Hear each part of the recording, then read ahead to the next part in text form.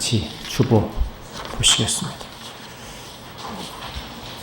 주보 둘째 페이지 좌측 상단 데살로니가전서 2장 19, 20 같이 보십니다. 데살로니가전서 2장 19, 20 주보 둘째 페이지 좌측 상단에 있습니다.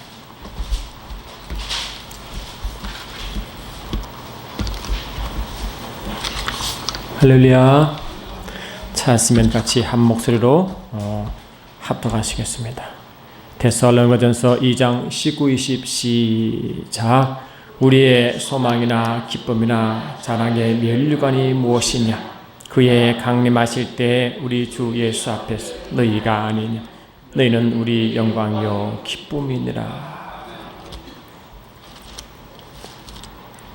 주님은 반드시 오십니다. 주님은 속히 오십니다.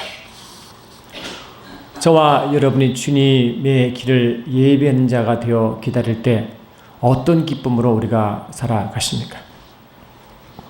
오늘 바울의 고백을 보니까 우리의 소망이나 기쁨이나 자랑의 면류관이 무엇이냐? 아멘. 그의 강림하실 때 우리 주 예수 앞에 너희가 아니냐? 너희는 우리의 영광이요 기쁨이니라. 이렇게 한 것입니다. 그러니 바울은 주님의 재림을 갈망하고 있습니다. 기다리는 것입니다. 근데 무언가 주님 앞에 자랑할 것이 있다고 그를 기다리는 것입니다. 야, 주님이 빨리 왔으면 좋겠다. 이 땅에 살기 어렵기 때문에 이 땅의 고난을 빨리 끝났으면 좋겠다. 그런 의도가 아니라 무언가를 가지고 주님이 오시면 무언가 자랑할 마음으로, 무언가 드릴 마음으로, 아멘, 그분의 재림을 갈망하고 있는 것입니다. 그렇기 때문에 이 땅의 어떤 어려움과 고난 가운데서도 그 기쁨 때문에 그 기쁨을 마음속에 품고 그 표들을 향하여 달려간다고 선포했습니다. 여러분, 저와 여러분은 아브라함의 믿음의 자손인지 믿습니다. 그러면 우리가 그리스도의 소유가 되고 주님의 것이 되면 모두가 아브라함이 누린 그 유업을 누린다고 분명히 성경은 선포했습니다. 우리는 아브라함의 믿음의 자손으로 그 아브라함의 길을 따라간다고 분명히 말씀한 적이 있습니다. 여러분, 아브라함이 하나님의 이 부르심을 받기 전에 어디에 있었습니까? 하나님이 그를 불러내시기 전에 어디에 있었습니까? 갈대아 우르에 있었습니다. 여러분, 갈대아가 어디입니까? 갈대아가 어디입니까? 우리 장로님 잘 아시네. 큰 소리 해보세요. 갈대아가 말 그대로 지금 이라크 저 이스라엘 북쪽과 이라크 남쪽 쪽에 있는 그 지역인 바벨론, 그 당시 바벨론 지역입니다. 이 바벨론과 이 애굽은 그 당시의 지형으로 하나님의 원수의 나라로 표현하고 세상을 의미하는 것입니다.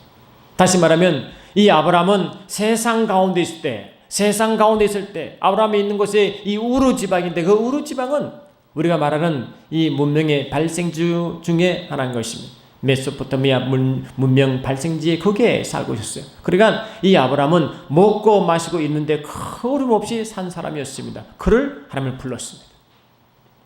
하나님은 콜링한 것입니다. 여러분, 하나님이 아브라함을 불렀을 때 그냥 갈대 우르에 끌어낸 것입니까? 무언가 분명히 그 부르심의 목적이 있었습니까? 목적이 있는 것입니다. 여러분, 그 목적이 여러분 어떻게 우리가 알고 있습니까? 창세기 12장을 보니까 여호와께서 아브라함을 이르시되 너는 내 본토 친척 아비집을 떠나 내가 내게 지시할 땅으로 가라 하므로 그 땅을 주시고 그 땅의 목표를 주시고 이끌어낸 점이십니다. 그 땅이 바로 가나안 땅인 점이십니다. 여러분, 가나안 땅에 지금 어떤 영적 의미가 있습니까? 그 가나안 땅은 이 히브리 기자가 말하기를 우리가 가야 할 영원한 본향이은 우리의 영원한 예루살렘 성이라고 분명히 말씀하시므로 우리의 그 나라 목표를 두고 우리를 불러낸 점이 있습니다.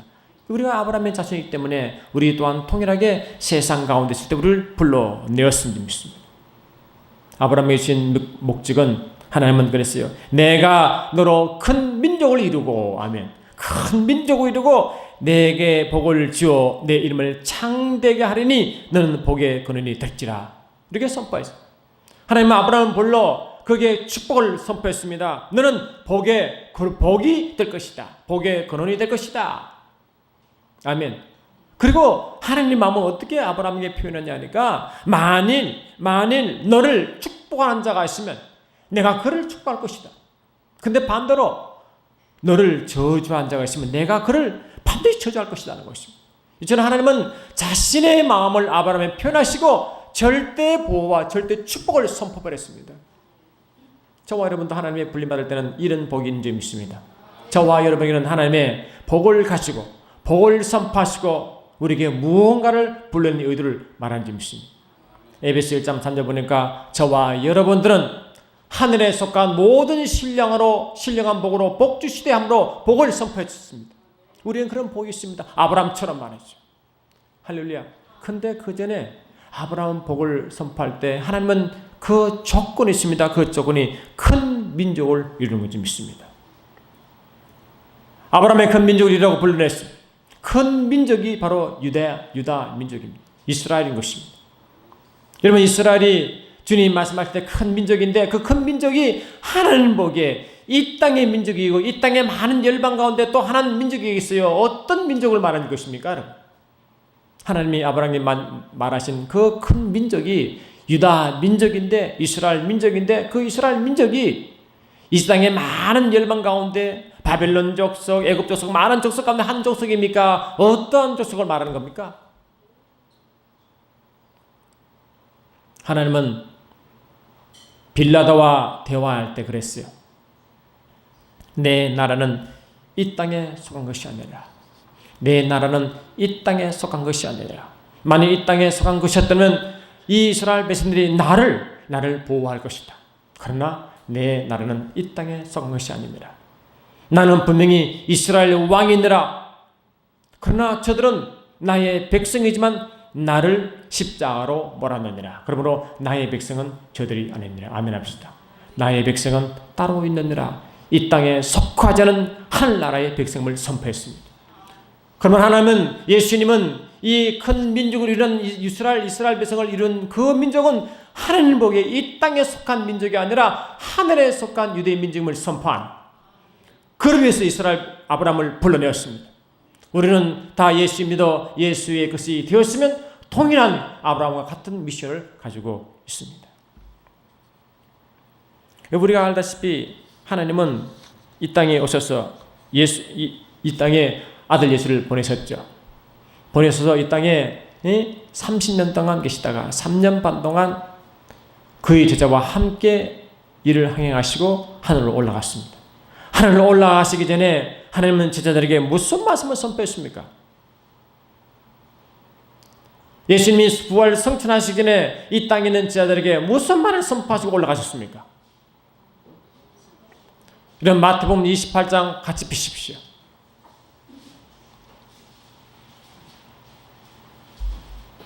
마태복음 28장 19, 20을 보니까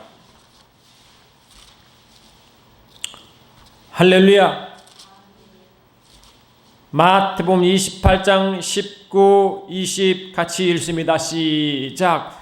그러므로 너희는 가서 모든 민족을 제자로 삼아 아버지와 아들과 성령 이름으로 심리를 베풀고 내가 너희에게 분반 모든 것을 가르쳐 지키게 하라. 볼지어다 내가 세상 끝날까지 너희와 항상 함께 있으리라. 이 말씀하시고 부활을 성천하셨습니다. 그러면 주님의 마음이 여기 있다는 것입니다. 주님의 마음이 제자들을 세워놓고 하신 말씀이 너희는 가서 모든 족속으로 제자를 삼으라고 선포하시고 그것이 가장 주님의 기뻐하는 이름을 선포한 주님이 남은 제자들에게 이 미션을 주시고 올라간 것처럼 아브라함 부를 때도 똑같은 믿음으로 부른 점이 있습니다. 아브라함을 부를 때 내가 너로 큰 민족을 이루게 할 것이다. 이 제자들에게는 모든 족속으로 제자 삼으라. 같은 맥락인 것입니다. 같은 내용이요, 같은 심정이요, 같은 맥락이 있습니다. 그러므로 주님이 재림하실 때는 어떤 상태에서 재림하실까요? 주님의 명령하신 그 명령이 이루어진 정도에 따라 주님이 그 재림의 시기를 정한 점이 있습니다. 주님이 재림하실 때는 어떤 기준으로 오시냐, 어떨 때 오시냐면 주님이 명령하신 그 명이 이루어질 즈음에 그분은 오십니다. 할렐루야. 마태복음 24장 14절 보니까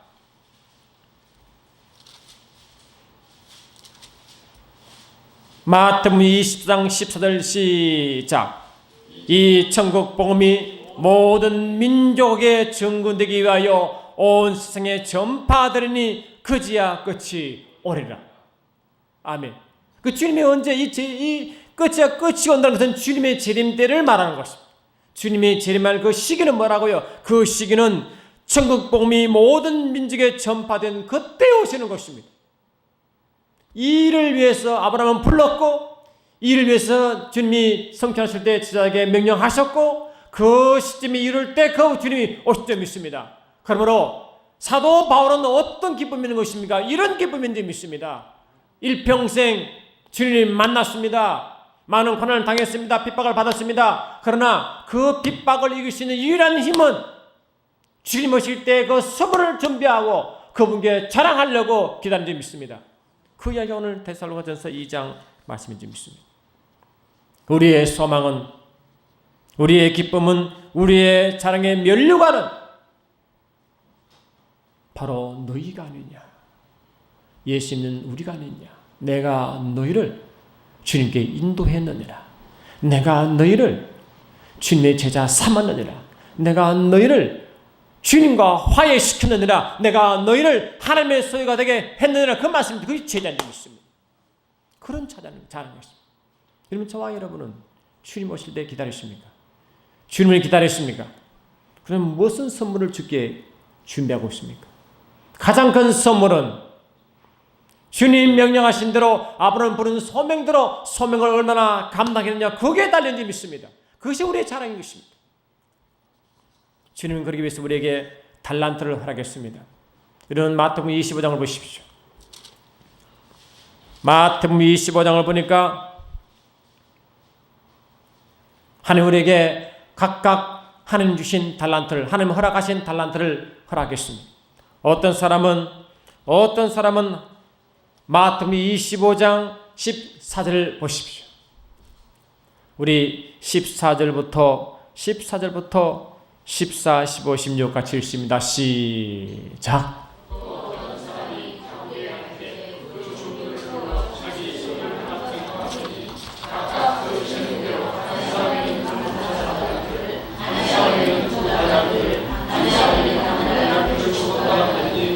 다시 달란트 받은 자는 바로 가서 그것으로 장사하여 또 5 달란트를 남기고,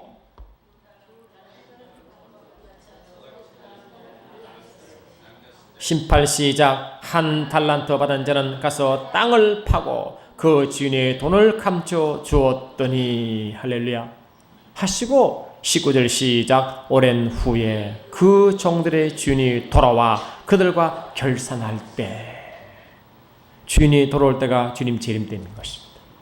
주님이 가셨습니다. 다시 돌아오십니다. 그때는 하나님이 우리에게 말씀하실 때 결산 카운트, 다시 말해 우리가 하는 게 장사하고 나면 장사 장부를 요구하십니다. 네가 장상 장부를 내게 보여다오. 아멘. 장산 장부를 내게 보여다오. 우리 말은 이거 통장을 내가 보여다오. 통장이 되느냐? 우리 통장 영어로 어카운트죠. 어카운트. 통장을 보여다오. 바울은 그 통장에 너무 많은 돈이 저격되어 있습니다. 그 장부에 하나님 위해서 열심히 일한 것이 일일이 다 기록되어 있습니다. 주님은 영혼을 구하는 작업을 장사와 비교한 줄 믿습니다. 우리는 영혼 장사해야 됩니다. 여러분, 우리는 장사하려면 뭐 있으면 투자해야 됩니다. 고민해야 됩니다. 전략을 짜야 됩니다. 살펴봐야 됩니다. 영혼을 바라볼 때 그 모든 것이 필요한 줄 믿습니다. 그러기에 우리는 우리 힘으로 할 수 있기 때문에 성령을 보내주셨어요. 계획을 짜게 하시고 전략을 맡기게 하시고 능력을 주셨고 지혜를 주셔서 그를 감당해야 할 줄 믿습니다. 우리 신 성령 하나님은 그를 위해서 우리에게 오신 줄 믿습니다. 그런데 주님은 이렇게 말씀하는 것입니다. 여러분, 손가락 끼우시고 시편을 잠깐 갔다 옵시다. 말씀 찾는 게 훨씬 더 믿음에 도움이 되는 것입니다. 시편을 보니까 시편 126편 5절 6절 같이 보십시다. 시편 126쪽 5절 6절. 할렐루야. 시편 126쪽 5절 6절 같이 읽습니다. 구약 898쪽 시편 126편 5절 6절 시작.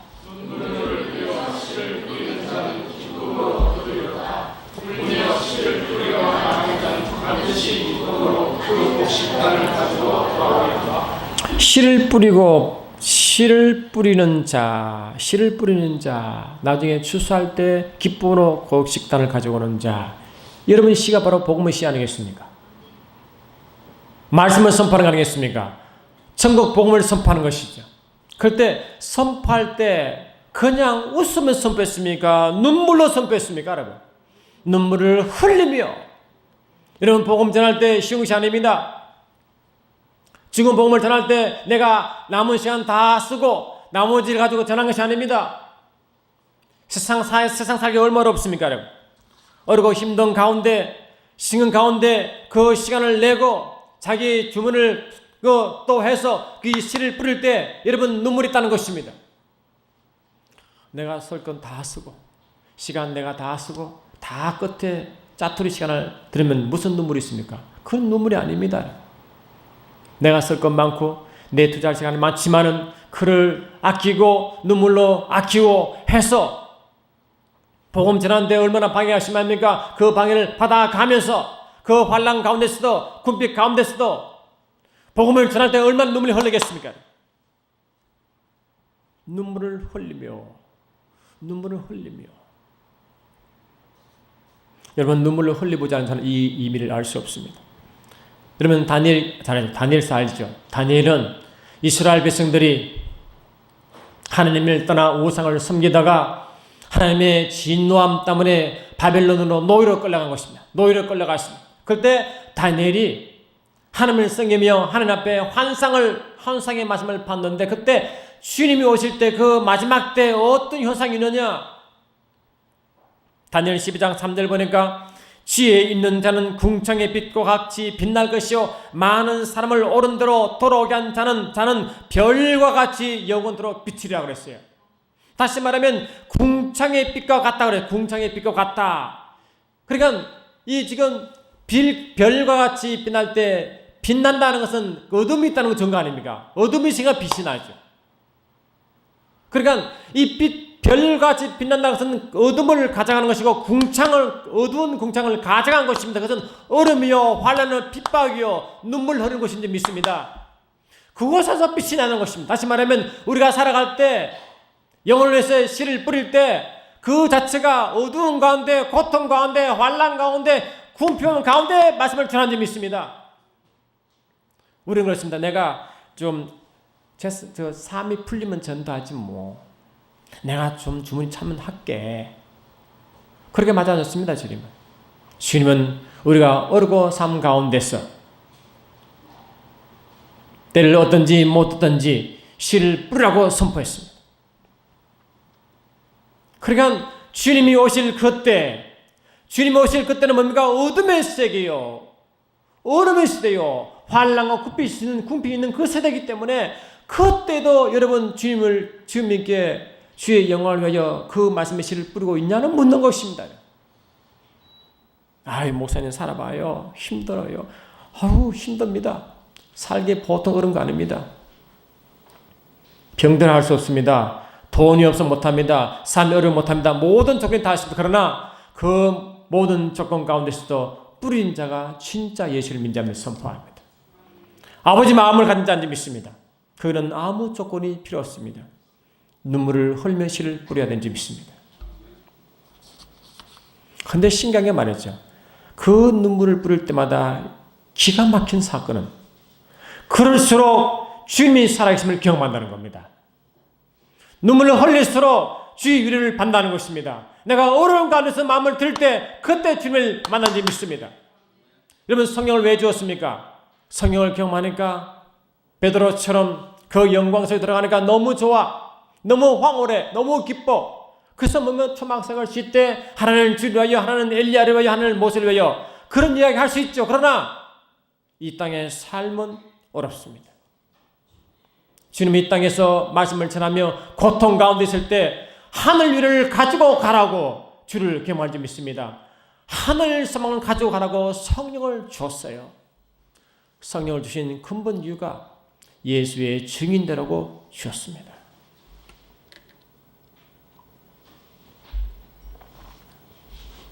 여러분, 저와 여러분이 어떤 것을 진실한 복이라고 생각하십니까? 우리 가정에 따라 복을 다 원합니다. 자식이 좀 잘 되면 좋겠어. 좀 더 건강하면 좋겠어. 내가 말이야 남의 삶이 힘드니까 좀 뭐가 있으면 좋겠어. 다 그런 거 아닙니까? 그게 그것이 비난하는 이야기는 아니죠. 필요합니다. 주님도 필요함을 인정하셨습니다. 주님은 그럼에도 불구하고 아멘 합시다. 그럼에도 불구하고 말씀을 전한 자가 있냐가 그를 묻는 것입니다. 내가 가족이 많든 적든 그게 중요한 게 아니고 내가 건강하든 하든 그게 중요한 게 아니라 그 마음 속에 과연 영혼을 사랑하는 마음이 있냐 그를 묻는 것입니다. 내 주위에 죽어나는 영혼, 내 주위에 죽어나는 영혼들 얼마나 많습니까? 그들 영혼을 향한 마음이 있냐고 그를 묻는 것입니다.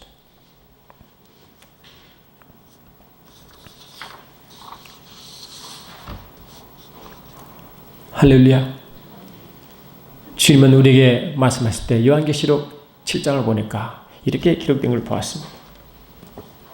이는 보호자 가운데 계신 어린 양이 저의 목자가 되사 생명수 샘으로 인도하시고 하나님께서 제 눈에서 모든 눈물을 씻어 주실 것임이라 했거든. 그러니까 우리가 진실로 주님을 만나고 주님의 위로를 받는 사람은 세상의 상처를 받아서 내가 살아가다가 어렵고 힘든 일이 아니라 주님의 십자가를 지고 가다가 아멘 합시다. 주님이 나에게 맡긴 그 짐을 지고 가다가 받은 많은 환난 고통에 대한 눈물을 닦아주는 것입니다. 내 자식이 말이야 힘들게 그래서 나는 맨날 십자가를 지고 가. 그건 십자가 아닙니다. 그게 무슨 십자가입니까? 주님이 내게 맡긴 짐과 주님께 몽이가 나의 십자가이기 때문에 그 십자가 때문에 육체의 고통과 환난 때문에 눈물을 흘리는 것입니다. 그래서 그 눈물은 귀한 눈물입니다. 여러분 그런 눈물 흘린 적이 있습니까? 한 영혼 때문에 마음이 애타하고 한 영혼 때문에 마음을 졸여보고 그것 때문에 우는 기억이 있냐고요. 내가 주님 때문에 마음이 내 속에 와 그 영혼 때문에 울어본 적이 있냐고요. 내가 그 영혼 때문에 애통하면 그 영혼을 어떻게 탈서서 마음이 졸여본 적이 있냐고 말이죠. 바울은 예수를 만나기 전에는 몰랐습니다. 예수를 만났습니다. 예수를 만나니 그 영혼들이 보기 시작한 것입니다. 바울이 처음부터 전도하라고 하지 않습니다. 사도행전 13장 1절에 보니까 안디옥 교회에 선자들과 교사가 있으니 곧 바나바와 누게를 하는 시므온과 구레네 사만 루기오 왕 본봉왕 헤롯의 젖동생 마나은과 및 사울이라. 주를 섬겨 금식할 때 아멘. 주를 섬겨 금식할 때 성령이 가라사대 내가 불러 시키는 일을 위하여 바나바와 바울을 세워라 이렇게 말씀합니다.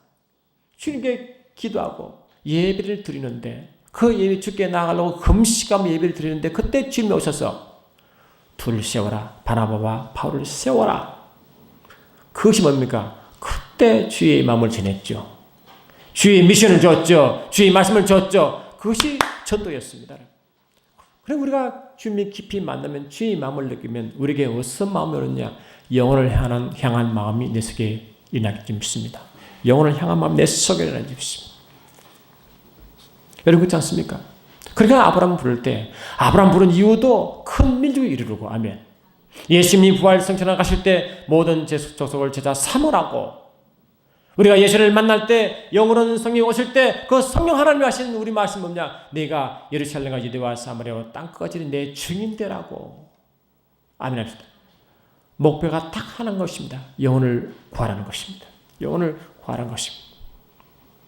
그런데 바울은 자기가 사명을 받았습니다. 그 사명은 주의 마음이 너무 넘치기 때문에 어렵고 힘든 걸 다 겪어갑니다. 고린도후서 11장을 잠깐 보십시오. 바울이 어떤 상황에서도 이 영혼을 구원하고 다녔는가. 고린도후서 11장을 보니까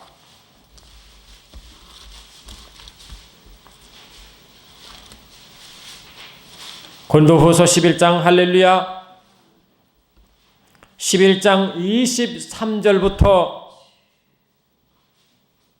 우리 같이 교독에 들어가겠습니다. 고린도후서 11장 23절 그들이 그리스도의 일꾼이냐 정신없는 말을 하거니와 나는 더욱 그러하도다. 내가 수고를 넘치도록 하고 옥에 갇히기도 더 많이 하고 매도 수 없이 맞고 여러 번 죽을 뻔하였으니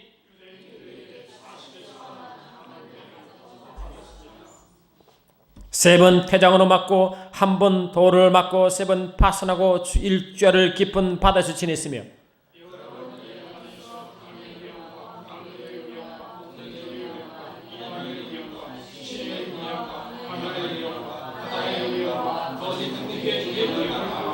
또 수고하고 애쓰며 여러 번 자지 못하고 줄이며 목마르고 여러 번 굶고 춥고 헐벗었노라.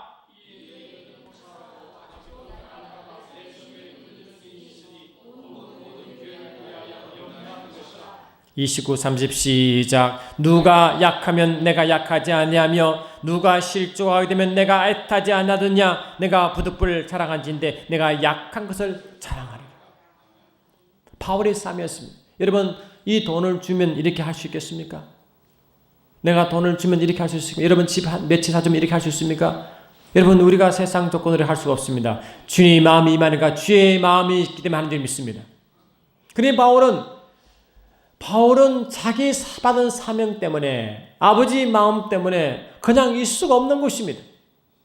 그 모든 고통을 가운데서도 그 마음의 열정은 불이 쫙 붙어오르는 것입니다. 바울은 굶기를 밥 먹듯 했습니다. 고난이 자기의 삶이었습니다. 매 순간 죽음이 눈앞에 있었습니다. 그러니까 이 죽음이 눈앞에 있을 만큼 고통스러운가 빨리 아버지 앞에 가고 싶어 하겠죠. 그런데 가고 싶은데 이 고통이 빨리 끝나라고 한 게 아니라 이 영혼들 때문에 더 남아기를 원하셨고 주님이 오시기를 기다리는 이유가 이 영혼들을 주께 자랑하려고 그분께 자랑하려고 주님이 기다리는 줄 믿습니다. 그러니까 이 바울이 갈 때 여러분 바울이 살아갈 때 누가 돈 대준 사람 없습니다. 자기가 자비랑 텐트를 치고 만들고 그렇게 경비를 조달했습니다. 그게 어떻게 그거 가지고 살아갈 수 있습니까? 영혼을 전도하는데요. 그러니까 이 바울이 살아갈 때 바울이 전도할 때 바울이 고통 가운데 영혼을 전도할 때 그를 도운 교회가 얼마나 기쁘겠습니까? 여러분 저러분이 헌금하는 것도 10일 드린 것도 아버지 일을 위한 것이 믿습니다. 복음을 전하는 자에게 그걸 가지고 일하라고. 아멘. 그 힘에 일하라고. 그러니까 여러분 드리는 모든 헌금과 모든 11조는 주를 위한 사업에 쓰임받아야 되는 줄 믿습니다. 또 그런 자에게 하나님의 기획이시고 그 믿음을 받는 줄 믿습니다. 마태복음 10장을 보니까 주님이 이렇게 말씀했습니다. 주님은 이 복음을 전하는 자에게 대접한 자의 손길을 말하는 줄 믿습니다. 마태복음 10장 40절 보니까 너희를 영접하는 자는 나를 영접하는 것이요 나를 영접하는 자는 나를 보내신 이를 영접하는 것이니라. 선자 이름으로 선자를 영접하는 자는 선자의 상을 받을 것이요 의인의 이름으로 의인을 영접하는 자는 의인의 상을 받을 것이니라. 그러시고 한 이야기가 또 누구든지 아멘 제자의 이름으로 이 작은 자 중에 하나에게 냉수 한 그릇이라도 말하고 주는 자는 내가 진실로 너에게 이르노니 그 사람이 결단코 상을 잃지 않으리라. 이게 아버지 마음인 것이다. 복음을 전하는 자에게 물질로 헌신하고 설령 물 한 잔 주더라도 아버지가 얼마나 감격해 하시는지 복음의 일을 돕는 자에게 기도하고 물질 섬기지 주님이 얼마나 귀히 여기는지 여러분 우리가 우리 교회의 선교사를 섬기고 하는 것이 주님이 얼마나 귀히 여기는지 여러분 드리는 귀한 말 그대로 피 같은 헌금 피 같은 11조가 그들 위해서인지 믿습니다. 그러니까 그 믿음을 드리는 손길이 주님 얼마나 기뻐하시겠습니까? 반대로 그렇지 않은 영혼은 아버지 마음이 얼마나 아프겠습니까? 이해하십니까 여러분? 그런 믿음이 있었습니까? 그런 믿음으로 물질을 드리시냐 말이죠. 그러니까 주님은 그런 자에 대한 고마움을 잊지 아니하시고 다 기도하는 일이십니다. 여러분 빌립보 잠깐 보십시오. 빌립보 말씀 보니까 빌립보서 2장 3절 제가 읽어드리겠습니다. 빌립보서 2장 3절 보니까 빌립보서 2장 3절 제가 읽겠습니다. 저가 그리스도의 일을 위하여 죽기 이르렀어도 자기 목숨을 돌아보지 아니한 것은 나를 섬기는 너의 일에 부족함을 채우려 함이니라 했습니다. 어떤 사람이 있어? 이런 에바 브로디도라는 사람도 있었어. 그러니 이 사람들이 바울은 이런 하나님 일이고 주님 일이기 때문에 그 많은 죽음 같은 곳을 다닐 때 경비가 필요하지 않습니까? 먹을 것이 필요합니다. 너무나 많은 물질이 필요합니다. 근데 진실로 궁핍하고 어려운 빌립보 교회가 바울을 돕습니다. 왜 돕느냐? 그들이 많아 존재 아십니까? 많은 게 아닙니다. 빌립보 교회는 궁핍하고 어려웠다 그랬어요. 어려운 가운데 마음을 들여 지나치도록 섬겼다 그랬어요. 지나치도록. 그 힘들게 지나치도록 된 것은 왜 지나치도록 바울을 섬기느냐? 반드시 도와할 자가 돕지 않기 때문에 그것을 자기가 감당하는 것입니다. 알겠습니까? 우리가 다 이렇게 10개의 교회가 있으면 이 선교사를 위해서 이렇게 헌금하면 다들 골고루 짐을 흩었으면 짐이 좀 가볍잖아요. 그런데 이 다 하자. 여기만 짐이 이제 부과되는 거죠. 그러니까 지나치도록 수고해야 되는 점이 있습니다. 그러면 주님은 나중에 할 때 뭘 보시겠어요? 너는 나의 일을 도왔구나. 아멘. 나의 심정을 아는구나. 그래서 우리는 이 헌금할 때나 11조 할 때는 그런 마음을 드리는 것입니다. 그 마음을 받는 것입니다. 그럼 여러분 드릴 때 인색함으로는 내 중심을 드리지 마시고 주를 사랑하면 드시기 바랍니다. 그 주님을 받으신 점이 있습니다. 여하튼 주님은 그런 교회를 축복하시고 그런 교회를 기록하셔서 우리에게 글로 남긴 것이 빌립보에 있는 이야기인 줄 믿습니다. 할렐루야. 그 주님은 그런 삶을 살아간 자에게 그런 일을 감당한 자에게 항상 주님은 그 마음속에 찾아오셨어요. 그 아픔을 위로하시고 또 말씀을 주시고 헤아리시고 그를 계속 감당할 줄 믿습니다. 빌립보 3장 잠깐 보십시오. 빌립보서 3장을 잠깐 보니까 하나님은 빌립보 교회에게 감사의 말을 이렇게 전하고 있는 것입니다. 빌립보서 3장을 보니까 할렐루야. 빌립보서 3장 14절 같이 있습니다. 시작. 푯들을 향하여 그리스도 예수 안에서 하나님이 위에서 보이신 부름의 상을 위하여 쫓아가느라 달려가느라. 바울의 고백이 있죠. 바울은 그 마음속에 항상 무엇을 품었느냐? 하나의 목표가 있다. 표대가 있다. 그 표대가 실제 어떤 표대? 영혼을 향한 표대인 것입니다. 영혼을 향한 표대가 항상 그 표대를 달려가는 것입니다. 그것은 주님이 내게 부르신 그 부르심의 목표가 거기 표대에 있는 것이죠. 그걸로 향해 달려가는 점이 있습니다. 그러니까 그 표대 때문에 삶이 즐거워요. 오늘도 즐겁고. 그리고 여러분 마음 살아갈 때 기쁨을 원하십니까? 그러면 영혼을 바라보세요. 그러면 마음이 기쁠 점이 있습니다. 내 영혼을 두고 품습니다. 영혼의 눈물을 흘립니다. 이 영혼에서 필요한 것을 공부합니다. 그럼 여러분 마음속에는 얼마나 기쁨이 있는지 마태복음 12장 보니까 주께서 우리에게 말씀하실 때 11장 보니까 수고하고 무거운 짐진 자들아 다 내게로 오라 내가 너희를 쉬게 하리라. 우리가 살아갈 때 짐이 얼마나 많습니까? 살아가는 짐이 얼마나 많습니까?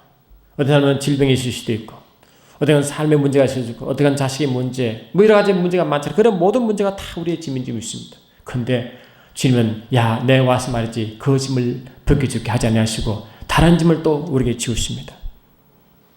나는 마음이 온유하고 겸손하니 나의 멍에를 메어라. 그러니까 짐이 가뜩이나 많은데 또 짐을 또 우리에게 또 부어주십니다. 여러분 세상 원리는 말이 안 되잖아요. 내가 무거운 짐을 잡고 살아갈 때 어렵고 힘든 상황 가운데서 내가 또 짐을 주겠다.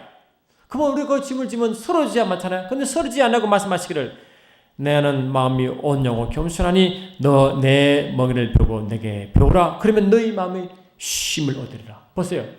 이상하게 하나님은 주님의 멍에를 지면 자유합니다. 주님의 멍에를 지면 내가 우리 세상의 짐을 내려놓습니다. 그게 뭔가 아주 아이러니한 일인 것입니다. 우리는 이래서 못하고 저래서 못하고 조건은 너무 많습니다. 그래서 주님은 그런 자에게 짐을 또 우리에게 지운 것입니다. 지운 이유가 그 짐을 치며 눈물로 흘린 자에게 진정한 위로가 흙에 있습니다. 그런 자에게 하는 도움이 있을 수 있습니다. 그런 자에게 지금 일하십니다. 주의 마음이 거기 있기 때문에 그런지 믿습니다. 우리는 우리 살아갈 때 주님 말씀을 가지고 살아갈 때 행한의 믿음 되기를 원합니다. 내가 믿노라 하면서 내 영혼을 바라볼 때도 이 주간 영혼을 바라보다 전혀 그런 마음 없으면 우리는 진정한 믿음이 아닌 것입니다. 여러분 그러므로 스스로 물어봤어요. 내가 나의 주님 앞에 자랑할 나의 영혼이 누구신가? 내가 지금 내가 눈물로 기도하는 영혼이 몇 명인가? 내게 주님 오실 때 내가 자랑할 영혼이 몇 명인가? 내가 그를 위해서 기도하고 먹이는 영혼이 몇 명인가? 한번 스스로 따져보세요. 내가 나에게 맡긴 영혼이 몇 명인가? 내가 지금 관리하며 눈물로 키우며 양육하는 영혼이 몇 명인가? 아멘 합시다. 그런 영혼이 주님 앞에 여러분 올려드릴 여러분 실적인지 믿습니다. 여러분 보시면요. 우리 자식을 키워보기 전에는 부모만을 알 수가 없어요. 우리 그렇잖아요. 부모들 우리가 하서 말할 때 우리가 자식이 부모를 자꾸 예를 먹이면 부모가 뭘 말합니까? 너도 나중에 커서 자식 낳아 봐라. 그래야 한 거래요. 우리 지사님 공감하는 투네 웃을 생각 보니까 너도 자식 길러봐라.